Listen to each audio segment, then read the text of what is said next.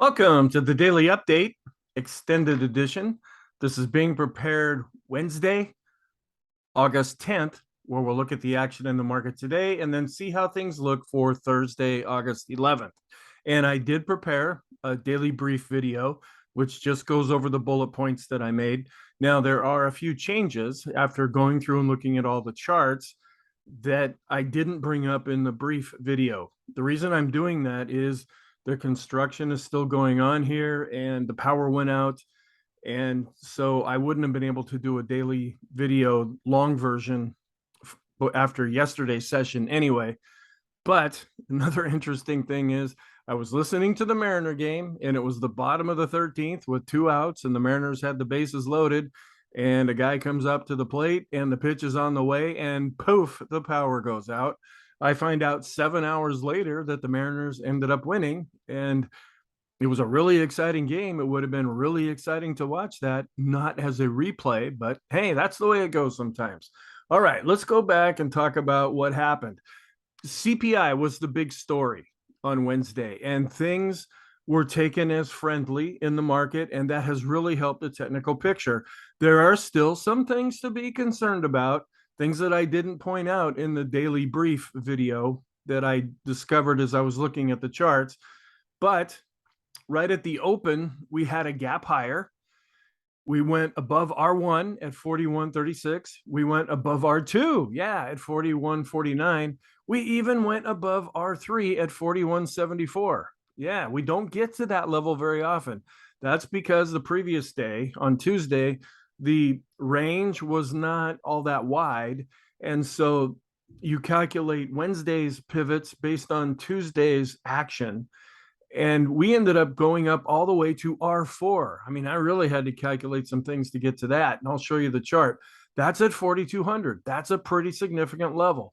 And the S&P is showing a lot of improvement right now. We're seeing that in some of the larger cap indexes. We haven't really seen a breakout yet with the other indexes, and I'll point those out when I go through those charts. As the day went on, we chopped above and below R4. My goodness, I can't even remember the last time we got to R4. And that includes all the COVID stuff that happened with the crash and everything. We closed at the high, so that's pretty positive. We didn't see a lot of selling into strength. We were up 2.13%. Volume was still below average. And the technicals are showing a lot of improvement. The big reason for things happening right now is suddenly everybody's happy that now, according to the president, we had zero inflation. That's not right. Okay. There wasn't a month over month gain, and I'll go through that. That's what I think he's latching on to, but that's not what's happening. And inflation is still alive and well. I wish I could say it's not, but it is. But that's the fixation. That's what we're worried about. And as far as the markets are concerned, we're dealing with that on a day in and day out basis in our personal lives. But the scenario that maybe inflation has topped out and is starting to come back down, that's looking more viable right now. We still have a lot of geopolitical concerns, which could come into the picture at any time. And usually these things tend to be negative. So that produces a lot of headwinds. We have a lot of earnings that are coming out. And then recession. Are we in a recession? Are we not? What is a recession? What is not a recession? That's still going back and forth, mainly because we're seeing a lot of inflation, but at the same time, the employment situation is still quite positive, and that usually doesn't happen. So that's what's producing a little bit of a conflict right now amongst some other political gamesmanship and things like that. No matter where you come out, it's happening on both sides. So this is going to be kind of small because we have a lot of text to go over here. The CPI was lower than expected and it actually declined. So it came out, it was seen as very market friendly, and inflation from the previous month actually went down. And if you look at the core rate, that's the part that was unchanged. And that's what the president latched onto for some reason. Growth led the way higher. We're seeing our positive setups. We're seeing the switch going from value back into growth. That's still continuing. And then there were some comments made by the Minneapolis Fed president, Kashkari. You can tell I don't really follow these people like rock stars or anything. This person is a voter, And he thinks that the terminal rate will be at 3.9%. That's when we top out. That's when the Fed hits its high point. And then we start either staying at that level for a while or then coming down from that point. And he also added that the Fed is far, far, far away from declaring a victory on inflation. All right. Then another person came out who's not a voter, and this is Chicago Fed President Evans. He expects rates to top out at about 4%. But he also said, if things get better more quickly, we cannot raise rates quite as much. Now, this person does not vote, and this is not the chairperson, but this is bringing back alive the scenario that the Fed can start to pivot. Once they get inflation under control and they're satisfied with that by raising interest rates, then they can start to take a more dovish stance and possibly even begin to lower rates. We're not at that point yet, but the market's trying to play that scenario out because it looks into the future. It's not anticipating what's going on right now. It's trying to anticipate what's going to happen 3, 6 months, a year, and even longer into the future.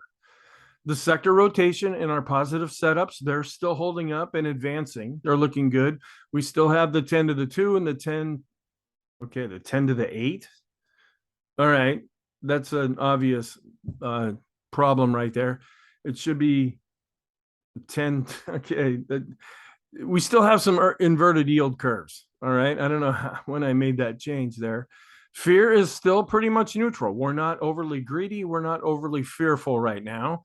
Interest rates did decline during the day.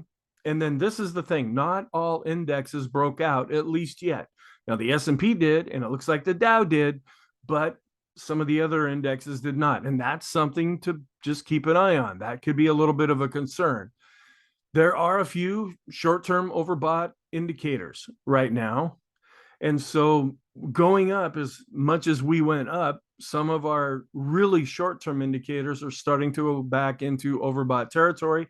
It doesn't mean that we're going to turn around and go down. It just means that we went up pretty far, pretty fast. So don't be surprised if we're sideways to slightly down. That's what we're going to watch. We're going to watch the intensity of things if they go in the opposite direction. Okay, here's the CPI. It was unchanged on a month-over-month basis, where they expected it to be up 0.2%. So inflation is 0. Okay. Anyway, take that for what it is. And it's still at 8.5% on a year-over-year basis, but that's down from the year-over-year basis in June of 9.1%. So it's still very, very high, and it's still messing up our lives, but at least it's starting to come down. Here's the core CPI, which takes out food and energy, of course, the things that we have to have. It was up 0.3% on a month-over-month basis. That was lower than expected at 0.5%. So I was incorrect. I thought the president focused on the core. It was the month-over-month change. It's still at 5.9% year over year, which is the same as what we saw. So inflation is gone. No, that's not even close to being true. The weekly mortgage applications index, it was up 0.2, where last week it was up 1.2%. Wholesale inventories ended up being up 1.8%, where they expected it at 1.9.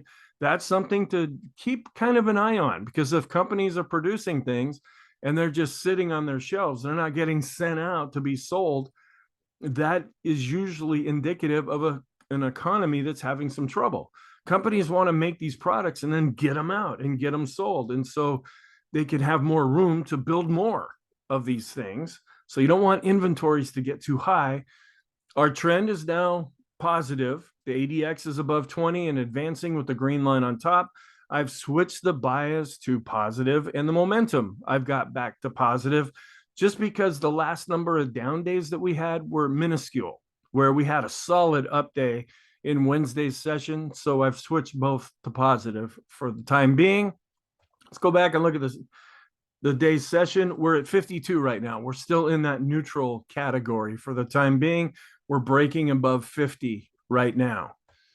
Then we also had the AAII report come out, and the individual investors, they're still pretty negative overall, but they're showing some improvement. Now, I'm going to have some extra Isabel Net charts to show you because I wasn't able to do a video yesterday. I want to go back and just go through some of those charts. This first bunch are charts from the previous day, just to give you some exposure to this. This is just showing that there's a sharp deceleration in global equity flows, and it's showing the 12-week average is the light blue line, where the 4-week average is the blue line, but we are starting to bounce up a little bit, but we're still below zero. So that means there's more money going out than is coming in, but it's showing some improvement. Here, this is the weekly announced buybacks. We're seeing a lot of that trail off as well. When stocks are looking like they're going to do good and you work for a company or you're in a company that wants to buy back some stock, you generally want to do that in more favorable environments. Now, that might go counterintuitive. If I was at a company and I really believed in it and I thought we were just going through a difficult time, as the prices drop, man, I'd be buying left and right. But that's not necessarily how this ends up working out. This next chart is also showing more of the little diamonds here are focused over on the left, which means most folks are in a risk off position. They're not playing around in the stock market. They're out of the market, or they're in cash, or they're in bonds, or things that are considered to have less risk. The next chart is just showing that the S&P has a relatively small short interest ratio, or short interest percent. Those are people that actually short the S&P 500. Ideally, you want to keep an eye on this because there's kind of a two-sided message that you can take from this. If a lot of people are shorting it, and these people tend to be, well, I don't want to say smarter investors, but when this really goes up, that means a lot of people are betting that the S&P is going to go down. Okay, that could be negative for the S&P. When you have a very high short interest percent, much higher than what we're seeing right now, that means that if we start going up, these folks have to buy to close out those positions. And that is a set of built-in buyers on the sideline, where if things start to go against them, they don't have a choice. They've got to close out those positions. They're buying it, and that can produce what we call a short cover rally. We're not seeing a real high reading right now in this. So it doesn't mean that we're really negative with a lot of people shorting the market, but we're not going to get a lot of support from short covering if we do end up going higher. But this chart is now a few days old. All right, another thing is just a look at the Fed balance sheet. I try to show this in the weekly chart, where here's the S&P, the black line coming down. The light blue line is the Fed balance sheet. I actually have mine rolling over a little bit more than what we're showing here. And it just shows how the S&P and the Fed balance sheet have been going more hand in hand with each other. When they do quantitative easing, when they're adding all this liquidity to the market, that really helps things. Well, they're starting to lessen that now.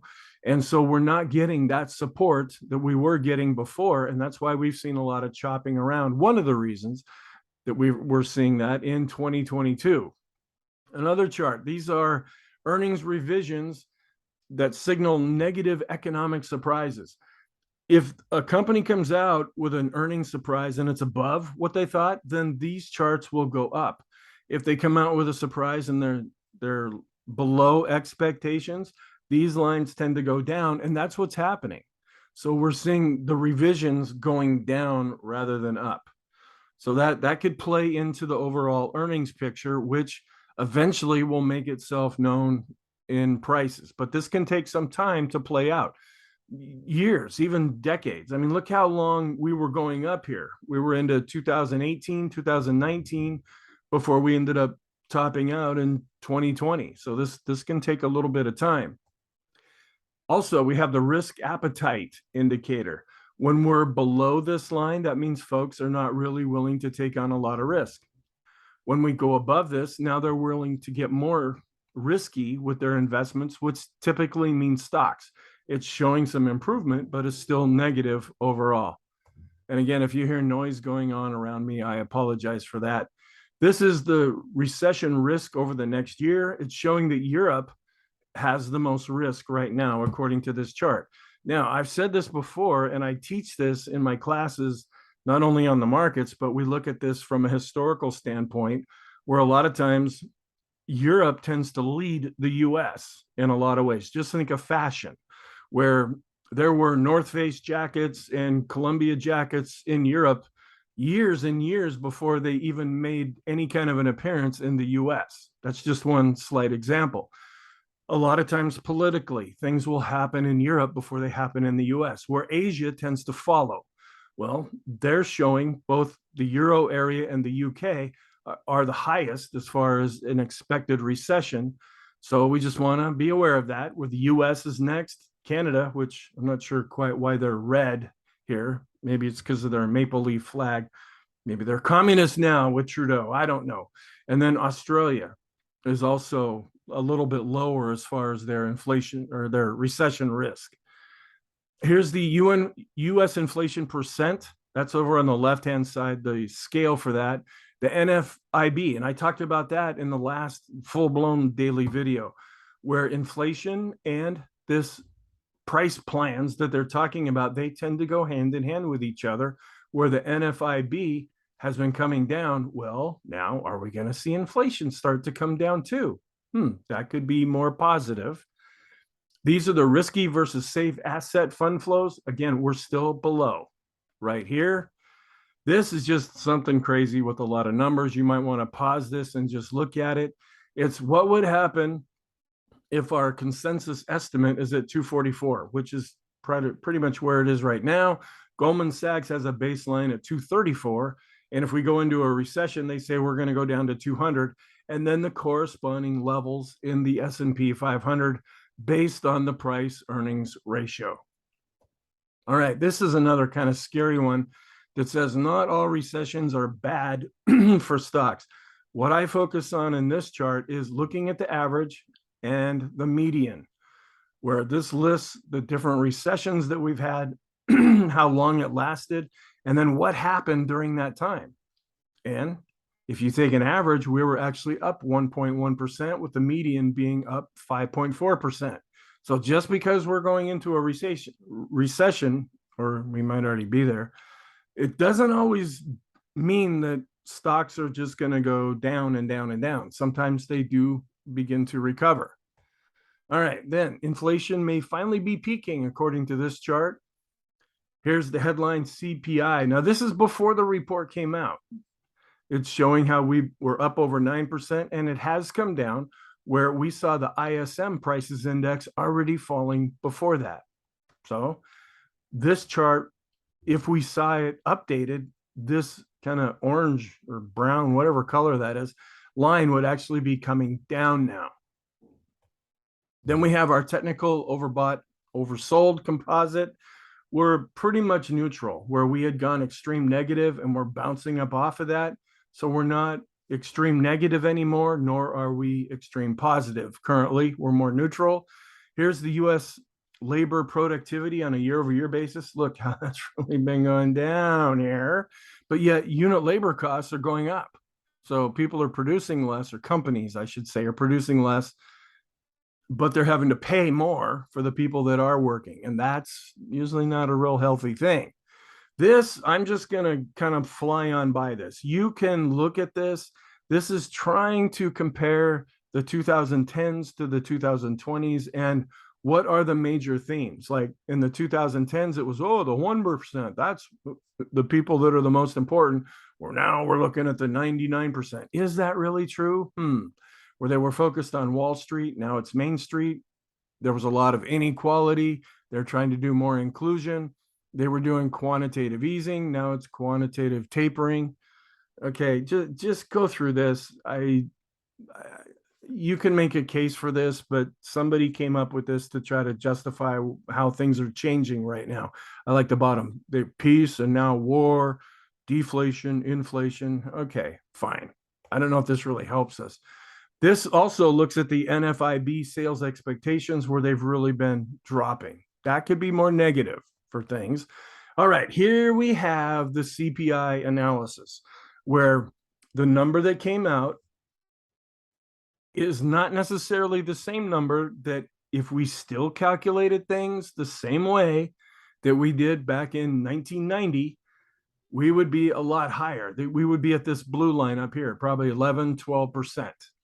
Well, this is the number that they were given, that we were given as the official number. And there's some people that don't trust this. They say there's a lot of manipulation that goes on. It's not an apples and apples comparison from month over month. Fine, you can take that apart if you like. The markets focus on this, and that's why we have to pay attention to it. You may agree or disagree with the methodology behind it, but since the market uses this, this is what we use just to get some analysis ourselves. Now, if you go back to 1980, we're still well up over about 17% inflation, where down here at the bottom you have the CPI that came out. All right, then looking at what happened during the day, growth was up pretty strong, 2.77% with the large cap. Value did okay, but the mid caps up 2.93, outperformed value. Small caps, the value did well, but the growth did even better. So this helps some of our value growth rotation scenario. All right, let's look at the VIX. We're dropping down, and on a closing basis, we've actually dropped below 20. So we're getting a lot less fearful in the markets right now. Here's the VIX of the VIX, which shot up a little bit because we saw that big move in the VIX itself. And then here's the Ulcer Index, the daily chart, not really helping us, where the weekly chart is still showing a decline, and we're kind of at a fearful point, but not overly fearful. To me, this lines up more with the fear and greed index that we're seeing. We're down 12.63% from the all-time high.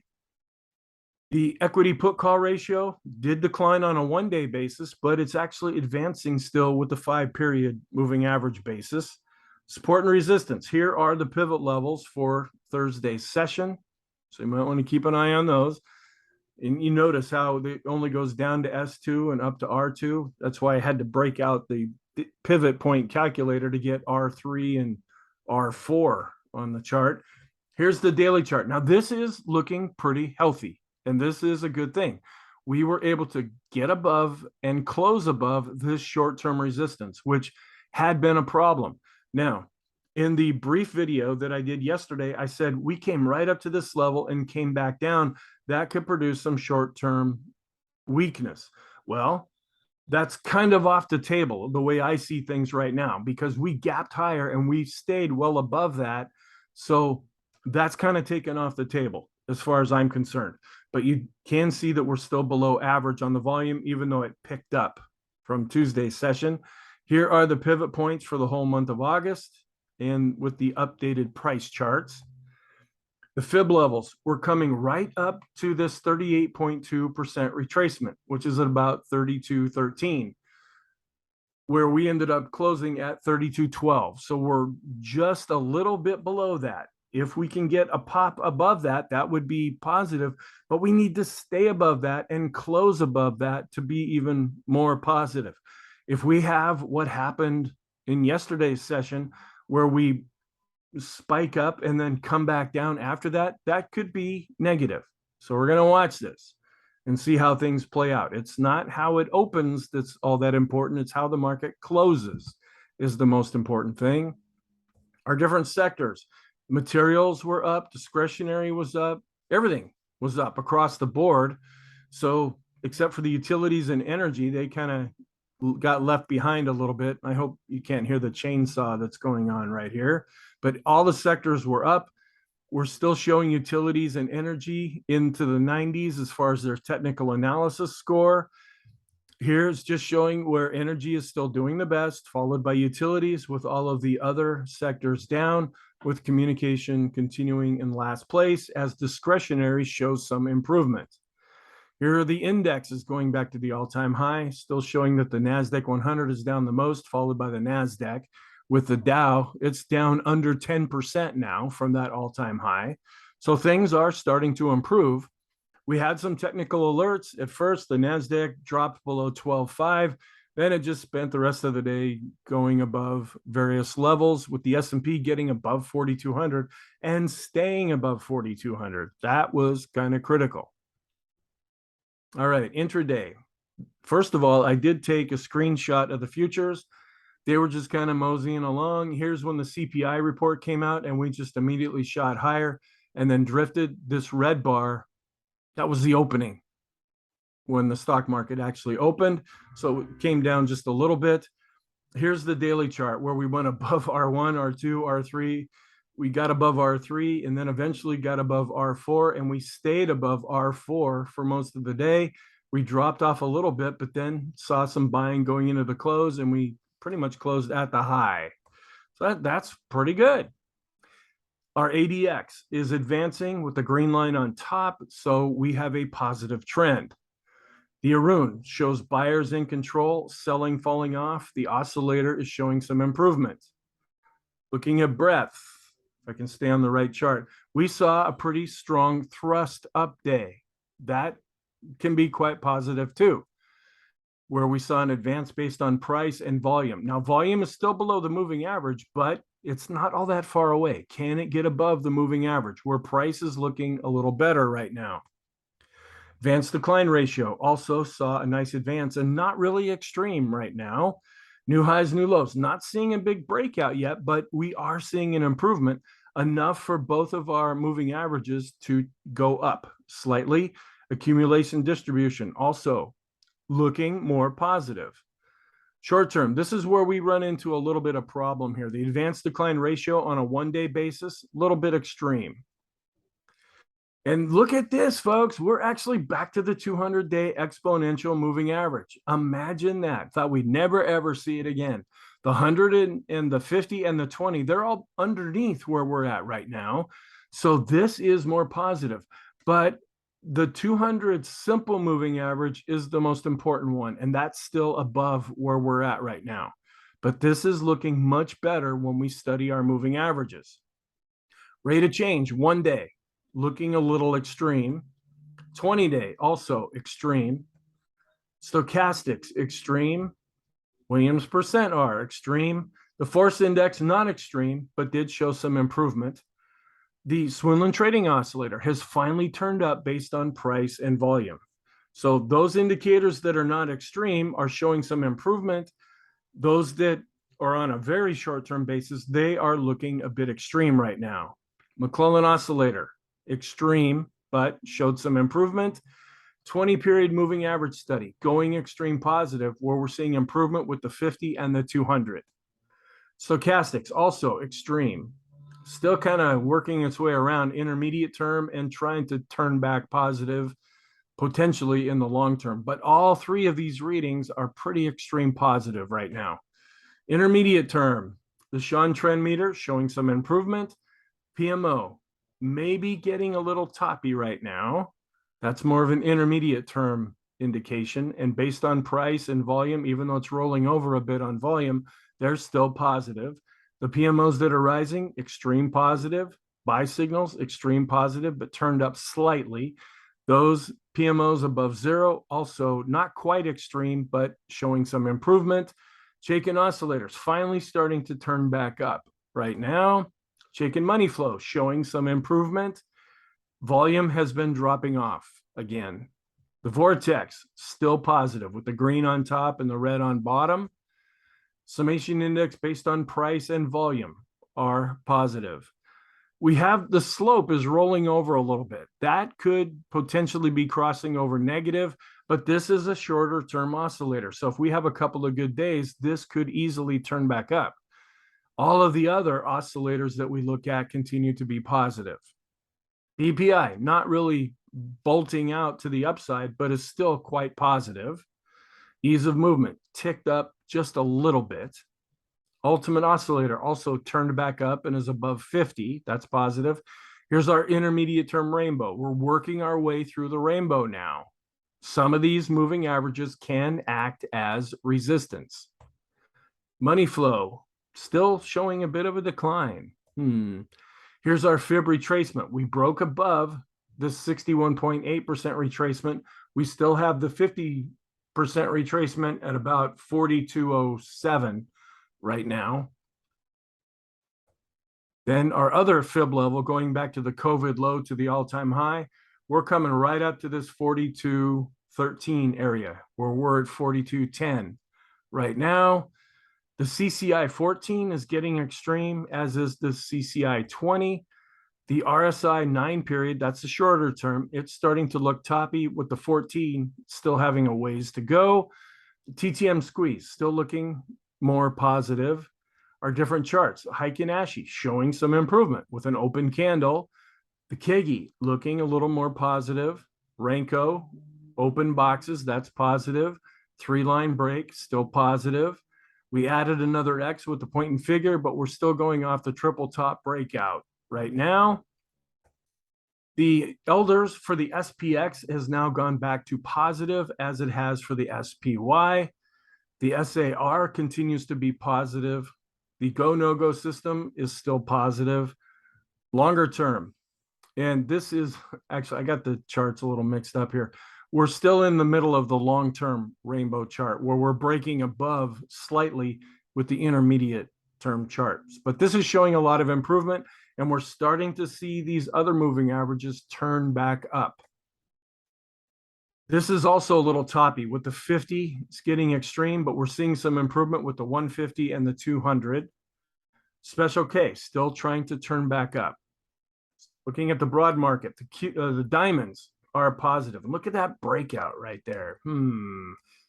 Here's the Dow, where it has broken above not only the sideways action that we've been in, but we're kind of right back to levels right around where we were back in June. Can the Dow break above that? The Qs looking more positive, but we have not exceeded the high that was set in Monday. That's one of the warning signs that I'm talking about. Here's the NASDAQ 100. Not really breaking out yet. We have R1 still above where we're at right now. The Vixen is also declining on an up day. Here's the NASDAQ. Also, we have broke above this little sideways action, but we still have resistance right here. R1 is not too far above where we're at. The mid caps also showing a bit of a breakout, but we're right about at the high that was set earlier in June. So this could act as resistance for the mid caps. The Wilshire, it's looking a little more positive. It's broken above this sideways mess and out of the mess that we were in for the last few days. Broad market, the dollar, it got hammered, but it's still above 105.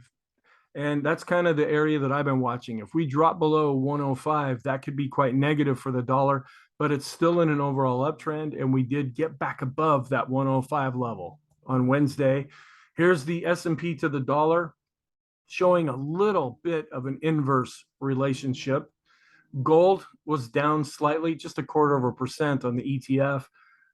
And silver was up slightly. Oil, and I said in the first video that we were below 90. I was incorrect there. We've gone back above 90. We're at 91.93. Here's the S&P to the oil correlation, still showing kind of an inverse relationship right now. Looking at bonds, they were up a little, about 0.28%. So that is still showing some improvement based on price. And on the world bond index, we were up over 0.5%. So this is starting to show more improvement. This is a new chart that I haven't shown before. This is, I've been talking about in the videos. Wouldn't it be nice if stocks and bonds could go in the same direction at the same time? If the S&P and the bonds are going up together, that's when we see a high correlation with each other, where that's the opposite of what we saw going from 2020, 2021, and so forth. Because if bonds are going up in price, that means they're coming down in interest rates or down in yields, and that could really help give some support to stocks. So I'm going to start including this chart where we have a fairly strong correlating relationship right now, where they're tending to go in the same direction, and that could be positive. All right, then our yield curves, we still have the 10 to the 5 is inverted and the 10 to the 2 is inverted. We're still keeping an eye on the 10 to the 3 month. It has not dropped into this red area yet. Then the tech sector to the 10-year, they're tending to go more in the same direction right now. Here are yields. They ticked down slightly on the heels of the CPI news. Okay, let's look at our scenarios. Looking at the 200-day simple moving average, bouncing up from an extreme negative reading and still doing quite well. Also, shorter term, the S&P 500 stocks above their 50-period moving average continues to advance. Same thing with the mid caps, same thing with the small caps. Then looking at the 10-day average of the highs and lows in the S&P, gave us an extreme negative reading and continues to bounce up off of that. So we're seeing a lot of positive setups here. The average going across the Amex, NASDAQ, and NYSE of the highs and lows, and then taking a 5-period moving average, we had an extreme negative reading. We came up, we came back down, and now we're right about at the neutral point. But we're working off of this spike lower. Then looking at the equity put call ratio, 5 periods, we still have this spike, and the equity put call ratio has been declining. Small cap index, not quite above this previous resistance yet, but it did have a good day. It was up almost 2.25% in Wednesday's session, but we have a lot of resistance that we're dealing with. Here's the small cap ratio. It spiked back up. This could give some support to the S&P. We're seeing a little bit of a spike up. We're seeing, that's the red line, and then the blue line is showing some improvement. That could really help the S&P 500. Then looking at the S&P 500 to the 10-year correlation, they're just about neutral, but slightly in the same direction. The Cpi curve is still giving us a signal. Here's our sector rotation. Saw a bit of a bounce up with the Qs to the S&P, discretionary to the S&P, and growth to the value sectors. They're showing an improvement. We're above the moving averages, and the moving averages are going higher. The same thing on these charts, large, mid cap, and small caps, in advance of the growth versus value, with the moving averages also going higher. Here's the S&P 500 of the 2-year. Also, they kind of going in the same direction right now. So it's kind of wearing out this signal right here, where we're very close to this spike.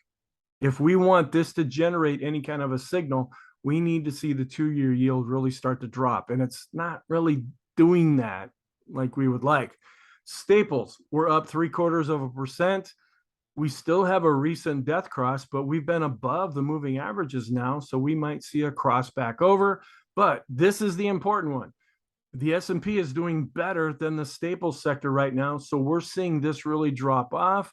This spike still looks valid. But remember, we came all the way down to this level before it turned around and went back up. So we want to be respectful of this and keep an eye on it. All right, what's our outlook then? We're positive right now. Sentiment is neutral, not extreme. We've got the PPI coming out. That's the biggie. We also have jobless claims, which we want to keep an eye on the employment situation, all the different political and geopolitical events that are going on.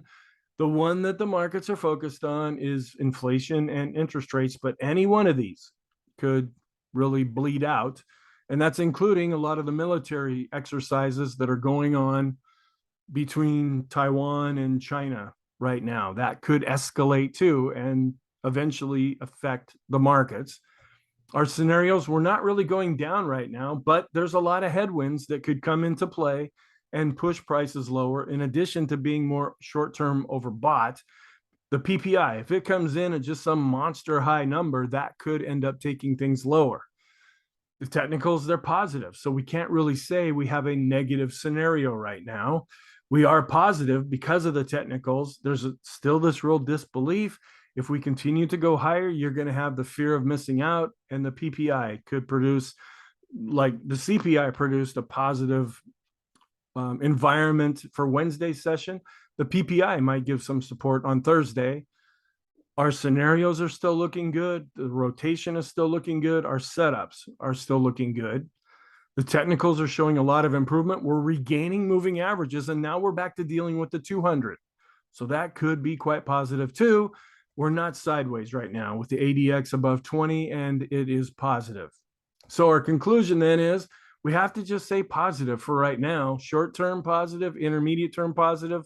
Long-term, we're still below the 200-day simple moving average, so we are negative that way. So thank you. Have a wonderful Thursday. It looks like I was able to get through this before the power was shut off, if that's what's going to happen. And have a great day in the markets, and I'll see about preparing a longer term video again on Friday.